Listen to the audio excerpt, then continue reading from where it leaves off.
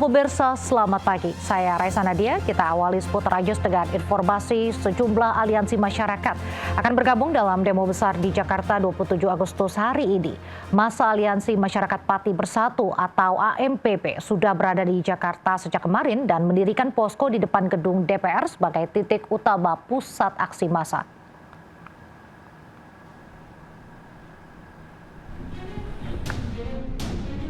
Masa Aliansi Masyarakat Pati Bersatu atau AMPB mendirikan posko di depan gedung DPR Jakarta yang menjadi titik utama demo besar 27 Agustus hari ini. Posko ini menjadi pusat informasi sekaligus pengumpulan logistik dan donasi untuk mendukung aksi massa. Tidak hanya logistik yang dibawa langsung dari Pati, posko juga menerima bantuan dari masyarakat umum seperti air mineral, makanan hingga uang tunai.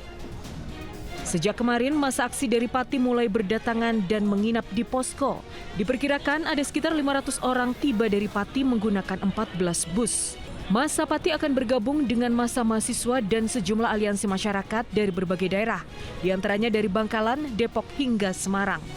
Masa akan membawa sejumlah tuntutan, diantaranya pengesahan RUU perampasan aset dan hukuman mati bagi koruptor. Sementara itu, mengantisipasi dampak kemacetan di depan gedung DPR, puluhan aparat polisi diterjunkan mengatur lalu lintas. Terkait demo hari ini, kepolisian mengimbau masyarakat yang berkendara untuk mencari rute alternatif dan menjauhi titik aksi massa di depan gedung DPR, Jalan Gatot Subroto dan kawasan Patung Kuda, Gambir, Jakarta.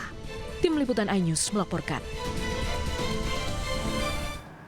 Dugaan intimidasi dialami Aliansi Masyarakat Pati Bersatu atau AMPP yang hendak menggelar demo di Jakarta hari ini. Bus yang mengangkut massa AMPP dari alun-alun Pati menuju Jakarta sempat tiada polisi. Sebelumnya rekening donasi demo juga sempat diblokir.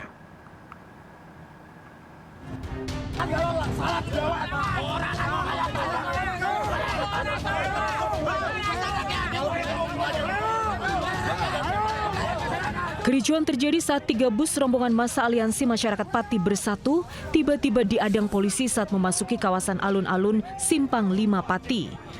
Bus yang membawa massa aksi ke Jakarta ini tidak diizinkan berhenti di area alun-alun dan diminta pindah ke lokasi lain. Akibat kericuan ini, bus baru bisa diberangkatkan Rabu sore pukul 15. Sebelumnya, dugaan intimidasi terjadi saat rombongan bus dilempari batu di Tol Karawang saat menuju ke Jakarta. Rekening mandiri milik koordinator AMPB Supriyono alias Botok yang menampung donasi demo senilai 80 juta rupiah juga tiba-tiba terblokir atas permintaan kepolisian. Jam 11 malam, dia tahu saya hilang. Setelah beberapa jam, rekening saya diblokir.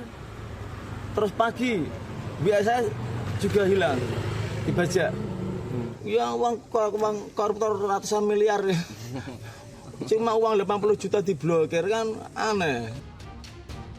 Pembekuan rekening menuai kecaman publik karena terkesan menghalangi aksi unjuk rasa. AMPB mengadu ke Komisi 3 DPR Senin lalu.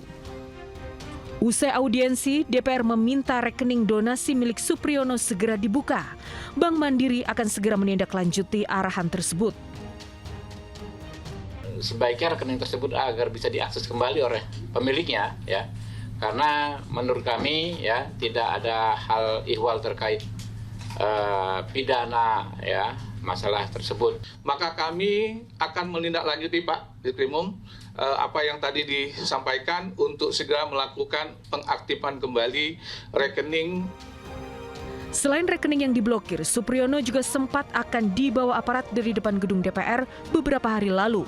Namun Supriyono akhirnya dilepaskan. Tim Liputan iNews melaporkan.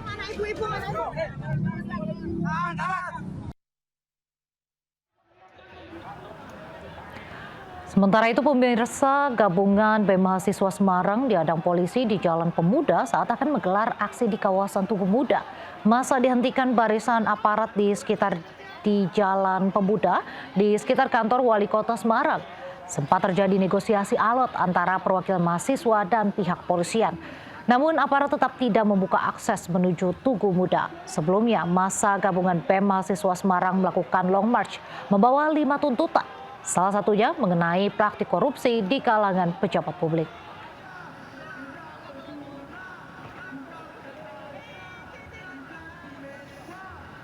10 hari pasca gempa yang meluluhlantakan Nusa Tenggara Timur, Presiden Prabowo akhirnya tiba di Nagekeo, Nusa Tenggara Timur untuk meninjau penanganan gempa NTT. Korban meninggal masih terus bertambah, bukan karena tertimpa bangunan, tapi sakit di pengungsian.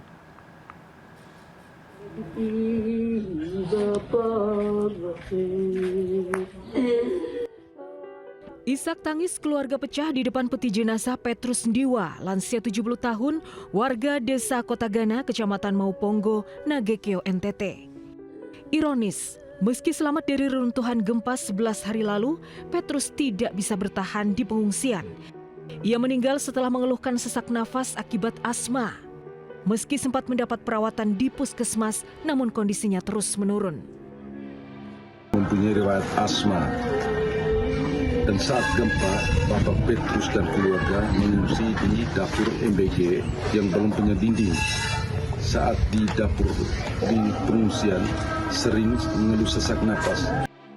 Sebelumnya, seorang balita 2 tahun Mario Calviano juga meninggal di pengungsian karena kedinginan hingga mengalami demam tinggi.